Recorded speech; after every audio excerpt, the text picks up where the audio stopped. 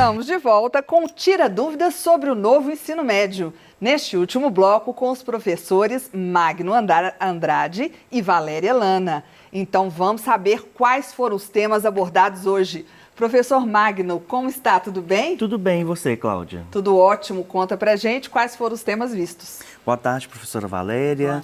Boa tarde, equipe. Boa tarde a você, docente que está nos acompanhando aí em mais um encontro dessa semana que tem trazido tantos conhecimentos para melhorar o nosso 2022. Bom, hoje, Cláudia, eu falei sobre o trabalho com a interdisciplinaridade a partir do novo ensino médio, a partir da BNCC. Então, focamos muito nessa discussão acerca da interdisciplinaridade. Olá, professora Valéria, tudo bem? Como vai, Cláudia? Tô ótima. Então, conta pra gente o que foi visto hoje. Hoje eu dei uma aula focando no novo ensino médio, mas com um assunto que está assim, que é preocupante, que é evasão e defasagem escolar. E mostrei a diferença do como que é isso, mostrei gráficos, foi muito legal. E a outra parte, que foi uma aula que eu dei junto com a Júnia, que foi sobre formação continuada. Tá? A aula de hoje, quais são as chances de um professor encontrar isso no mercado, bolsa de estudo, a gente explica o que a lei nos ampara. Foi uma aula muito legal, eu gostei. Então, vamos às perguntas. Qual a conceituação de interdisciplinaridade, professor? Bom, nós vimos aí alguns autores, né? Iniciamos a aula trazendo alguns autores que falam um pouco sobre a interdisciplinaridade. E vimos algumas questões importantes. Primeiro, ao pensar que a interdisciplinaridade, ela vai fazer uma crítica às fronteiras das disciplinas, as fronteiras entre as disciplinas. Então, até que ponto isso aqui é matemática e até que ponto isso aqui também vai tornar física, ou até que ponto isso aqui é arte, mas também é literatura. Então, a interdisciplinaridade, primeiro, ela vai trazer uma crítica às fronteiras entre as disciplinas. Mesmo que haja essa crítica entre as fronteiras das disciplinas, a interdisciplinaridade leva também em consideração as especificidades de cada disciplina. Então, mesmo que haja uma fronteira um pouco menor de uma para outra, a gente precisa de respeitar as questões relacionadas às especificidades de cada uma das disciplinas. Então, existem algumas questões que devem sim ser discutidas pelo professor de língua portuguesa. Quando eu vou falar, por exemplo, de uma escola literária e que eu vou trazer algumas características específicas do fazer literário, isso deve ser discutido pelo professor de língua portuguesa. Mas eu posso também, em interdisciplinaridade com o professor de arte, falar sobre outras manifestações artísticas que ocorriam naquele período. E, além disso, a gente também fala muito dos saberes da sala de aula, junto com a experiência tanto do docente quanto do discente. É muito importante que os trabalhos interdisciplinares levem em consideração a experiência dos discentes. A gente vê de uma forma muito clara, essa questão da experiência do discente em sala de aula quando nós trabalhamos com EJA. Justamente pelo fato de os estudantes de EJA serem estudantes que já são mais velhos, já têm mais experiência de vida. Então, eles trazem muito mais de sua experiência de vida para dentro da sala de aula, e isso é importantíssimo para que a gente faça pontes interdisciplinares. É claro, os nossos alunos do ensino básico, do ensino regular, também têm a sua experiência, mas normalmente eles dividem um pouco e cabe a nós, professores, trazer um pouco dessa experiência também do discente para dentro da sala de aula. Professora Valéria, qual a diferença entre abandono e evasão escolar? Olha, isso aí, os dois são grandes problemas hoje. Eu falo que manter um aluno, quando o aluno está fora do sistema de ensino, é um problema que vai muito além dos muros de uma escola. Ele se torna uma questão social. E as pessoas confundem. Eu abandonei a escola, houve uma evasão. São coisas diferentes. Uma coisa é o aluno estar durante a escola, durante o ano, e aí ele deixa de frequentar as aulas. Então, ele parou, ele se torna infrequente. Então, ele abandonou a escola. Agora, a evasão escolar ela é muito mais séria. Porque às vezes o aluno pode até ter passado, ter sido aprovado ou reprovado, ser um bom aluno, mas ele não efetiva a matrícula dele no próximo ano, para dar continuidade aos estudos. E isso tem acontecido, isso tem subido muito no Brasil. E o que, mesmo com tudo que está acontecendo, né, bolsa e ajuda, essa evasão com a pandemia, por exemplo, aumentou demais. Muitos tiveram que não puderam renovar a matrícula. Então, isso é um problema que está sendo focado para a gente fazer mudanças nesse próximo ano, né? Professor Magno, quais são as duas grandes novidades do novo ensino médio? Bom, o novo ensino médio, a gente está construindo aí, né, essa questão, mas ele já traz duas grandes novidades, como evidenciado na pergunta, que primeiro, ela vai trazer uma mudança relacionada à carga horária. Então, a carga horária dos nossos estudantes do ensino médio, do primeiro, segundo e terceiro ano, ela vai ser alterada. Claro, ainda há as questões que estão sendo construídas em qual ano vai aumentar mais, como será este aumento. Mas o que a gente sabe até então é que há um aumento da carga horária. E, além disso, há também uma outra novidade, que é a divisão do trabalho, né? E por isso o aumento dessa carga horária. Então, a divisão entre formação básica, formação geral e os itinerários formativos. Então, haverá aqueles conteúdos, as disciplinas, os componentes curriculares que farão parte da formação básica, da formação geral, da formação que todos os estudantes devem ter, e também haverá os itinerários formativos que vão especificar sobre algumas questões aí do nosso trabalho, não só em relação à disciplina, mas extrapolando a questão da disciplina e trazendo o que a gente viu muito no nosso encontro de hoje, o estudante como ser protagonista deste fazer educacional. Então, os itinerários formativos, eles trarão em evidência aquilo que seja também desejo dos estudantes e questões também que vão levar em consideração uma formação não somente escolar, mas uma formação cidadã, uma formação social desses estudantes. Inclusive, né, Magno, a formação geral básica, ela é obrigatória nos 3 anos. Sim. Ela só vai diminuir, né? No primeiro ano vai ter um pouco, segundo o projeto, né, vai ter uma carga horária maior de básica e uma menor de formativo. No segundo ano, me parece que nós estamos tendendo a ficar igual, né? E no terceiro ano é o contrário. E o itinerário formativo é que o aluno vai ter, né?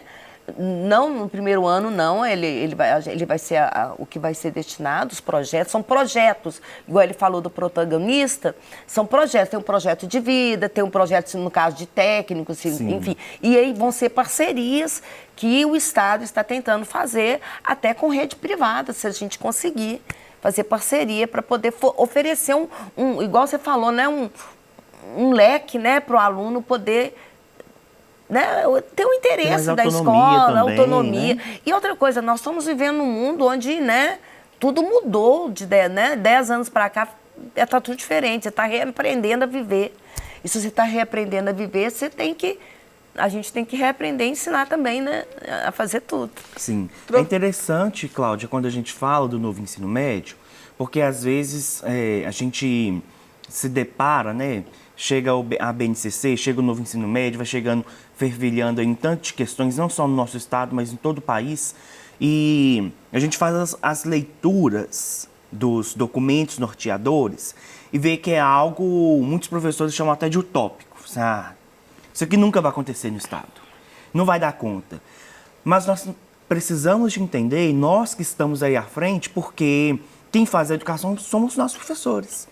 E nós precisamos de entender que esses planos, esses documentos, essas idealizações são questões importantes e que se forem praticadas, se forem bem praticadas e se realmente chegar no nosso fim, que é o aluno, isso vai ser muito bom, não só para nós, mas principalmente para os nossos estudantes. Então é bom que a gente faça as leituras com muito carinho e que a gente critique sim, porque é por meio das críticas de nós professores que estamos no chão da escola que as coisas vão criando formato e que a gente também veja com bons olhos, que a gente veja esses documentos, veja esses nortes aí com bons olhos, como algo que pode ser feito e que a gente quer que seja feito, porque eu tenho certeza que isso vai realmente melhorar muito a educação do nosso estado.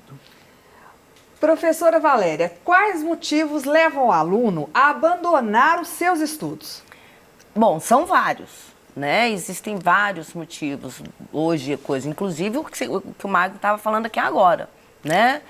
A intenção do novo ensino médio, e não só do novo ensino médio, mas a gente tem que entender que o ensino médio é um prolongamento, né? A mão é igual a mão do braço. Funciona se tiver coisa, senão você fica ali com uma deficiência. E o que está acontecendo, por exemplo, ano passado, o Instituto do Unibanco fez uma pesquisa com os professores, com os alunos, perguntando para eles, por que você largou a escola? Por que você não voltou? Ou por que você está voltando? E eu coloquei esses gráficos todos na aula de hoje para vocês. No final dos slides, além dos gráficos que eu apresentei durante a aula, no final eu coloquei um anexo, chama anexo, vocês vão ver o crescimento, como que foi, um trabalho muito bem feito.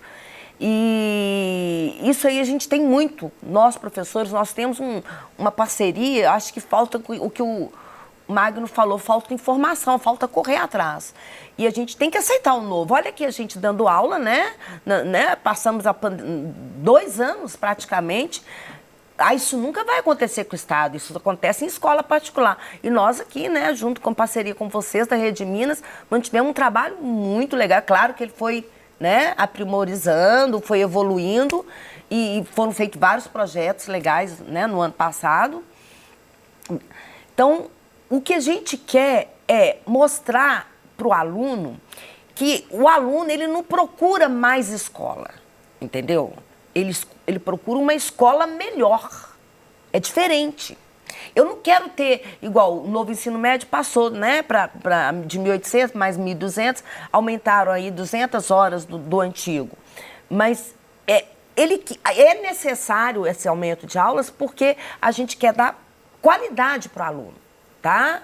Isso aí isso é fala, a gente fala isso. O aluno não quer mais aula. Não, você precisa de aula particular, você precisa de aula de reforço. Não, ele não quer isso. Ele quer que você tenha uma escola melhor, com qualidade, entendeu? Então, eu até coloco sempre assim, ó, uma coisa que aumentou 8 em cada 10 alunos, a saúde psicológica deles. É impressionante os dados que são coletados.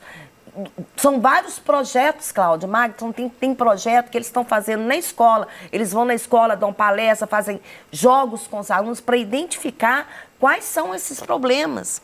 E nós sabemos que o nosso aluno, ali na sala de aula, ele fica 4 horas e meia, 5 horas conosco, mas as outras 19 horas ele está em casa, ele está naquele ambiente que não é escolar. E muitos deles reclamaram, foram entrevistas feitas, acho que está no site da Ayrton Senna, se eu não me engano. E o aluno falando assim, não, chega lá em casa eu não tenho como estudar nem nada. Aí chega na escola, eu estou atrasado, eu não consigo acompanhar, eu não me adapto à escola. Outra coisa que aconteceu muito no ano passado, durante a pandemia, 2020 foi mais ou menos, mas 2021 aumentou consideravelmente. Cerca de 90% dos alunos, eles tiveram, desses que já tinham problema, não da rede toda, tá? Mas desses que já tinham algum problema de abandono, de coisa, eles abandonaram para trabalhar, para ajudar em casa por questões financeiras. Eu escutei de um aluno meu ano passado, da mãe, falou assim, professor, eu estou tendo que trocar o meu feijão pela internet. Eu já escutei isso aí é triste.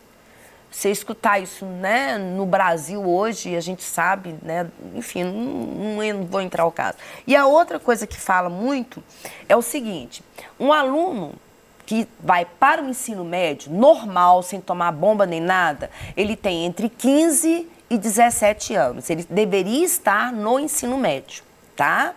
Mesmo que esse aluno ainda não tenha chegado no ensino médio, né? Ele está com 15 anos, mas está no 8º ou no 9º ano, não importa.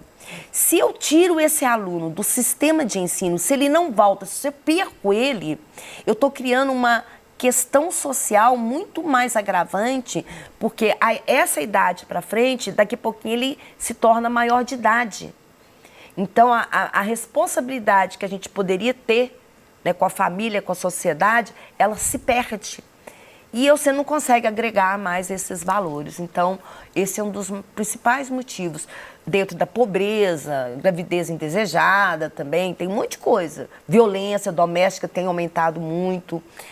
Então, enfim, são vários os motivos. Mas a escola tem que mudar e fazer o papel dela. É o que eu penso. Ok, professor Magno, como funciona a interdisciplinaridade na BNCC? Bom, a BNCC, ela está seguindo aí um caminho de interdisciplinaridade que vai colocar os componentes curriculares divididos por área do conhecimento. Isso o Enem já tem feito há algum tempo. Então, a gente tem lá ciências da natureza, ali física, química, biologia vai estar ali dentro, a gente tem matemática, tem a área do conhecimento das ciências humanas e sociais aplicadas, então filosofia, sociologia, história vai estar ali dentro, e a gente tem linguagens que abrange os componentes curriculares de arte, de educação física, de língua estrangeira e de língua portuguesa. Então, a própria BNCC, a própria estrutura, ela já vai trazer a interdisciplinaridade. Quando a gente lê lá a BNCC, ensino médio, linguagens, nós vamos ver que existem competências que são próprias da área do conhecimento. Então, que tanto língua portuguesa, como o inglês, como educação física e arte, precisam de contemplar em suas aulas a construção, o desenvolvimento daqueles alunos relacionadas àquelas competências, as mesmas competências. É importante, então, que a BNCC ela já vai construir este caminho interdisciplinar. E aí, essa interdisciplinaridade, ela não precisa de ser feita somente com aqueles componentes curriculares que estão dentro da sua mesma área do conhecimento. Você pode, professor, ao longo aí da sua construção durante o ano, fazer projetos interdisciplinares, aulas interdisciplinares que vão fazer ligação de uma área do conhecimento com uma outra área do conhecimento. Mas a BNCC vai trazer essa divisão dos componentes dentro das 4 áreas do conhecimento. Inclusive, Magno, só para completar, a minha disciplina é matemática. E a matemática talvez seja a matéria que tem mais interdisciplinar com todas as outras matérias. Nesse projeto do Novo Ensino Médio tem um site que a gente entra, que é o E-Docente, tem planilhas colocando com cada matéria qual o momento que você vai fazer uma interdisciplinar com a matemática.